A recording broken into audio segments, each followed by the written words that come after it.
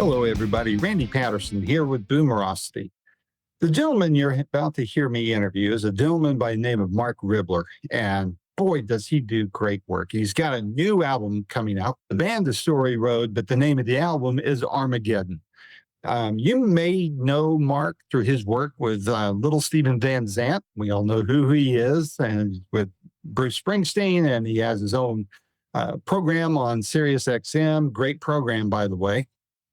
And Mark does wonderful work with Stephen. So to have the opportunity to talk to Mark was just mind blowing for me. And I have to admit, sorry to admit this, I forgot to press the on button to record this thing at the very beginning. So the interview starts in, you kind of come into it, probably about 5 or 10 minutes into our chat. You didn't miss much. We were talking about kind of the post-pandemic world and his view of it, because this album is actually about the pandemic and feelings, all that kind of thing, because it was recorded during the shutdown. And it was very interesting to hear what he has to say. You catch some of that in our chat, but Mark is just a very warm and very gracious person to talk to. I hope to be able to catch one of his gigs in the near future, and I hope you get to too. But be sure to pick up a copy of Armageddon, because the album is phenomenal. It comes out in November 2023, depending on when you're hearing this interview. But please listen to this interview, watch it. It's on all the podcast platforms. I ask that you subscribe to this YouTube channel if this is where you're hearing it, or subscribe to the audio on your favorite podcast platform. Also, please share it with your friends who you feel like might be interested and might enjoy the things we cover on Boomerosity. So without any further ado, here's my first interview with the great Marc Ribler. Until next time, this is Randy Patterson with Boomerosity. Take care. We grew up listening to this great radio station that played hits. It played, it was James Brown. It was the Jackson 5. It was the Beatles. It was Carole King. It was novelty songs. It was, bubblegum, yummy, yummy, yummy. I got love in my tummy, So my music is I've always kind of gravitated towards hooks, like things that were memorable, So this record is very nostalgic in the sense that a lot of it's just derived from my heroes. It's influenced by The Who, by Jimi Hendrix, by Crosby, Stills, Nash and Young, by T-Rex, Mark Bolan, all these Bob Dylan, always Dylan's always been a great influence. So. And even some of the more of the hard, like there's some harder edge songs on this record. I grew up listening to Black Sabbath and Led Zeppelin also, so. Mm-hmm. What about, so obviously the pandemic affected some of the lyrics on this. Do you feel like from the time this started, and I'm trying not to be overly pandemic centric here, but since that is kind of the theme of some of the album, do you feel like it was overrepresented on the work? And then also, has your opinion and view of the pandemic that you had as it was happening and as you were working on the record changed from where you are today? And if that's the case, is there anything in there that you say, well, if I knew then what I know now, I might have wrote this a little bit different, whether it's lyrics or the edge of it or whatever? No, I wouldn't have done anything differently, because you can only respond to where you are at any given time. So, and that's what the art is. It's, processing your experience and reflecting and just kind of, I guess, letting the muse direct you, so I would never change any songs that I wrote. Although I've rewritten music for songs, but usually the lyric is really sort of time encapsulated, Understood. And it's just, I wouldn't have written a lot of these songs if we weren't in a pandemic and our country being on the edge of, of being overthrown or whatever, whatever was, people were trying to do at that time, Right. So I would say, that's what I needed to write at that time to heal or to understand what I and people I cared about were going through, and yeah. Well, how about your views of it? Has your views of the pandemic changed? If you were going to write a post-pandemic album about the pandemic, would there be any? What would be the differences as far as feeling, as far as message, as far as the vibe of it? I, I'm writing songs now. They're it's like it's a different filter right now. It's sort of I don't feel like there's the same pressure cooker there's a different pressure cooker now.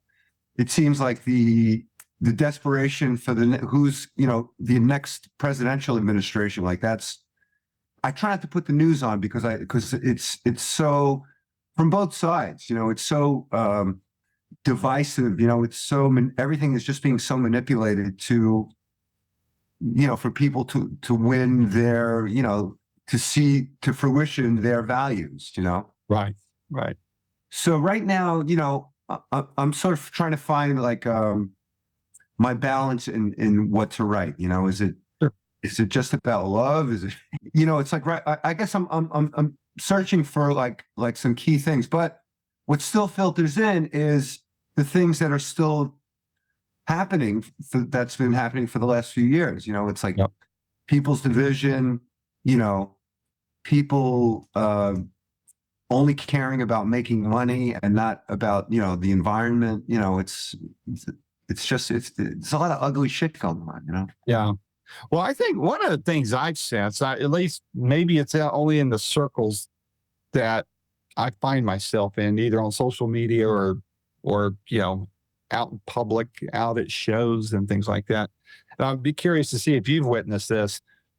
There seems to be a bit more willingness to, and I sense it in you. There's this desire to want to set aside the politics of things. And I know that is for me. I consider myself, not of either party, because quite frankly, I think both parties have done severe damage to its populace. I really feel like, if you really want to screw something up, get the government involved, So, and I feel like people left to their own devices at our level, at the community level, our better angels come out. We take care of people. We will feed those who are hungry. Yeah. And if we turn off the daggum TV, Yeah. we can do more of that. And when we're together at shows, I see it, whether it's a cover band or a big name act, people are glad to get out and just enjoy the celebration called music. And I don't care what the genre is. I've seen Clapton, I've seen Keith Urban, I'm going to be seeing others. And it's, people are just glad for that sense of musical community where at least at that one point, whether they're wearing masks or not, there seems to be a level of mutual acceptance. I don't want to go as far as saying love because I think that waters it down. But at least there's this concern of wanting everybody to move ahead, not at someone else's expense, but to move ahead. Hey, you're tired. Let me help you along here. That type of thing. Maybe if there's a good thing that come out of the pandemic, maybe it's that, and a better appreciation of what you as musicians are doing because we didn't have it for so many months. Yeah. And so many of them died and, the roadies were affected and all that kind of thing. I don't know. That's what I'm seeing as a fan. Yeah. Does that kind of resonate with what you're seeing and what you're feeling? Yeah. Although, there's a machine that wants everyone to be distracted all the time, whether it's, Netflix, HBO, Amazon Prime, cell phones, watch the TV. News. Yeah, they want everyone to be like, it's like technology is that's the modern opiate of the people.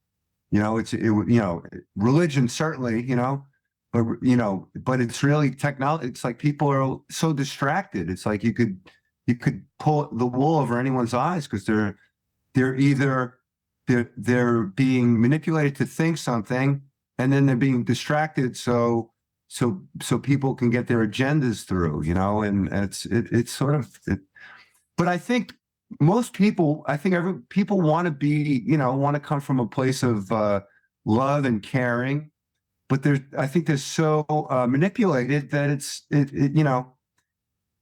go on. I don't know how it is where are you in the Smokies, in West Virginia, or? No, I'm in East Tennessee. You're in East Tennessee. Okay. So, I don't know how people drive where you live, but on the highways here, there's no regard for, no one signals. People drive these big trucks, and no one signals, there's no courtesy. People cut people off constantly. It's like, it's like a death road, it's like Demolition derby. dude, it's horrible, man. It's so nerving. It's driving today is so much more stressful than it's ever been. Yeah. And I think that's a reflection of how people don't have they've lost their empathy and sensitivity. So I think there's a lot of people that maybe they have a heightened sensitivity, but there's a lot of people that all that shit's been dumbed down to, like, I got to get mine and get the fuck out of my way. Mm-hmm. Really, that's what it feels like on the highway. Yeah. That's a reflection of, that's everywhere. It's like you're in lines in stores. People have shorter, they have less patience for others.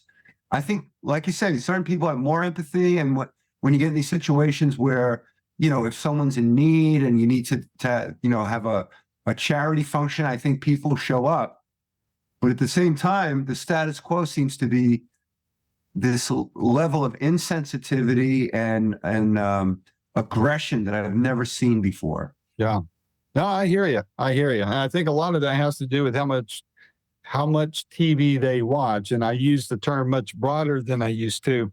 Yeah. I watch almost no news. I stay informed, but I don't want to watch debates on news every day. Yeah. No, neither do I. I just want to know what's going on. I can make my own decision. I'm always willing to change my mind as long as if I learn more of the truth.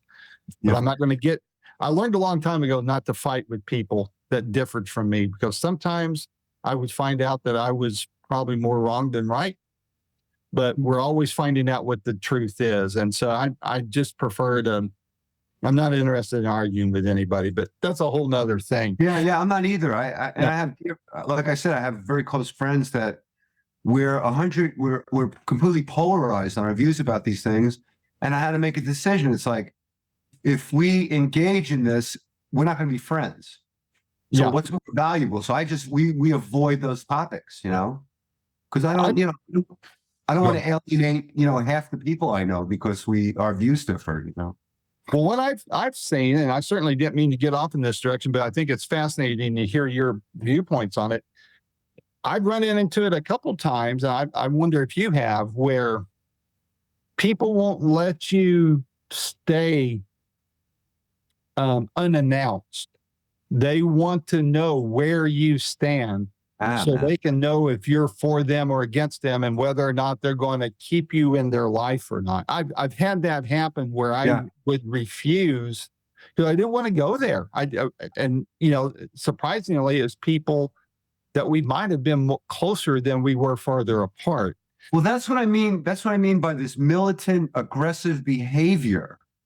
It's like you're either with me or drop dead, Yeah. It's more than just either with me or, maybe, we can figure some other stuff out where we can kind of see eye to eye. It's like you either are or you aren't, Mm-hmm. And it's very disturbing, man. And I think if you got in a room with these people and you totally avoided those topics that cause this militant behavior, I think everything would be fine, because I think everyone wants the same things. They want their family to be happy and healthy and well provided for. And, everyone wants, health insurance, and everyone, but what you're told about, the value of health insurance and what, the government's,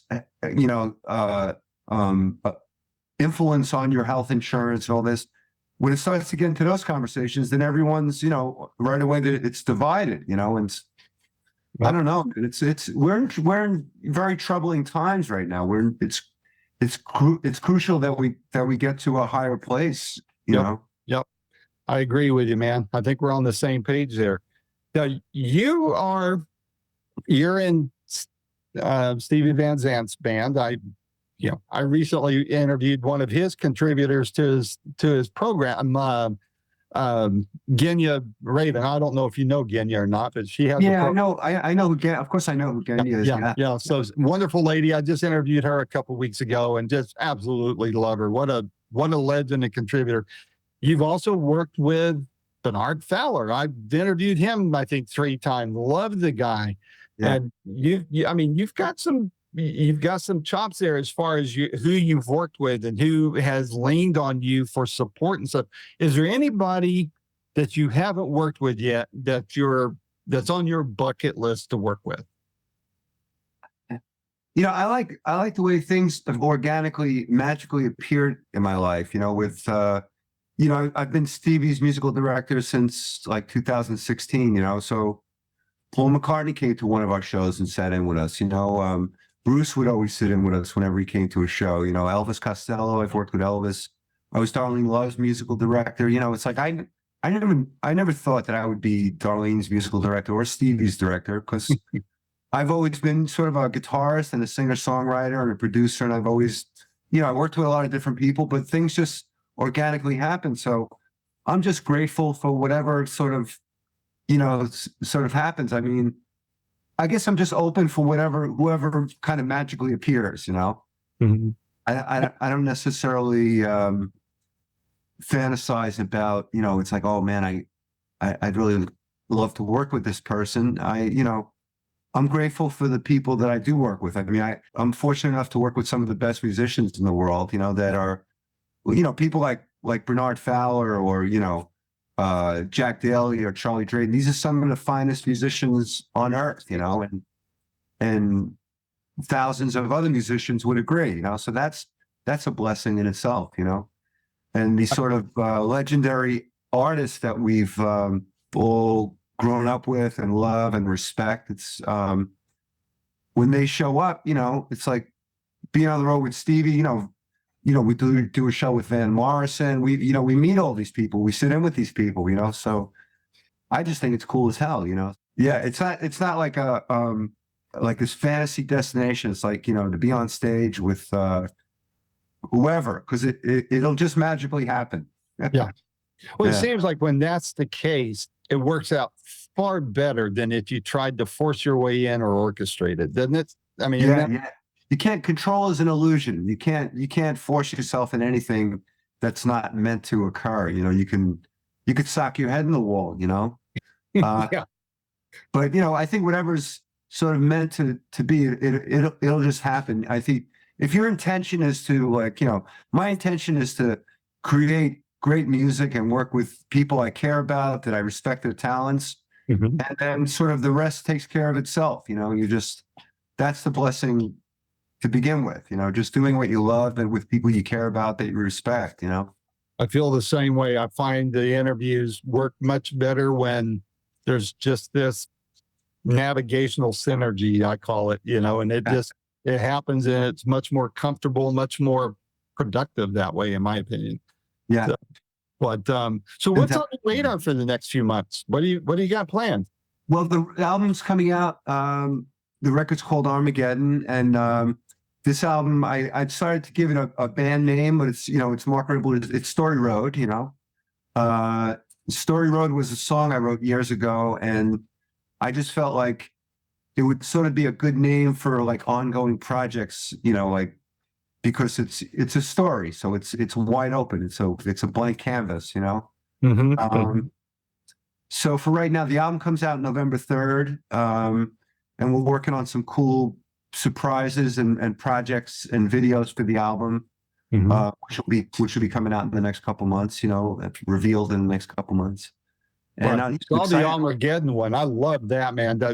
Whoever put that all together for you, I mean, the effects and all that were eye-popping. I loved it. The animated video. Yes.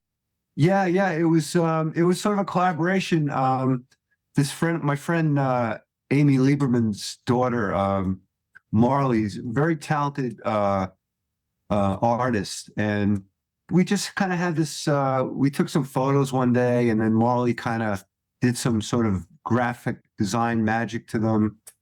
Actually, the album cover right behind you, Marley was very instrumental in that, and Louis Arzanico from the record label. And then I met this girl, Daniela Riley, and because I wanted to make an animated video, which, I gave her some direction, and we had a storyline, and she just kind of, with the images I gave her from Marley and from Louis at the record label, and we just kind of came up with that video. Yeah. I loved it. Very cool. I look forward to the other ones you say you got coming out. That should be pretty neat. And Yeah. I love this album cover. When I saw that, I thought, wow. At first I thought, did somebody slip me something? And did I wake up in a Peter Max dream or what? But I love it. It's very cool. Thanks, brother. Thank you, man. So my compliments to those that put it together for you.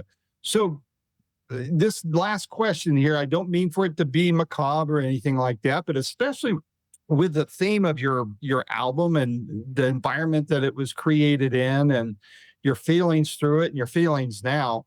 I mean it more of kind of like a level set, more of a philosophical thing and not anything morbid. And that's this. When you step off the tour bus of life up at the great gig in the sky to cop a line from Pink Floyd, what do you hope your legacy is and how do you want to be remembered? Someone who contributed music, that art, and it affected people and humanity in a positive way. Like people got something from it that, even if it just made them feel better one day, like a lyric or, a melody or, or a performance that just kind of brought them out of a dark place or a funk, just that, whatever I did with my music brought people up a little higher than they were, before they heard it, into a better place. Yeah. Well, good deal. I think you're doing a great job at that. And like I said, I love the album. The album comes out again when? November 3rd. Armageddon drops. Yeah, Story Road Armageddon. All right. Well, yeah, I'll be plugging it, and this will come out just before the album drops, so it can help feed that buying frenzy. I hope materializes for you. And Marc, please know my door is always open to you, man. Anything you got going on that you think I might be able to help get the word out, please let me know. I'll be more than happy to do it. My door is always open to you. This has been a lot of fun. I love your work, and look forward to hearing and seeing a lot more. Do you think you'll ever get down to East Tennessee to do a gig? Because I'd love to catch you live. I do, man. Yeah. I have a lot of friends in Nashville. Okay. But and I've done some recording in Memphis, and we played in Memphis and Nashville. Yeah. So at some point, man, it'd be great to meet you in person, man. Yeah. Likewise. Yeah. And so I'll keep an eye on your itinerary, and Nashville's not that far away for me. I love going there. So one way or another, I'm going to catch you live. We can. With a mask or without, we can at least bump elbows, right? Absolutely, man. Let's stay in touch, man. It's been a pleasure. We will. Thanks a million, Marc, and we'll talk to you soon. All right, brother. Have a great day. You too, sir. Take care. Bye-bye. Bye.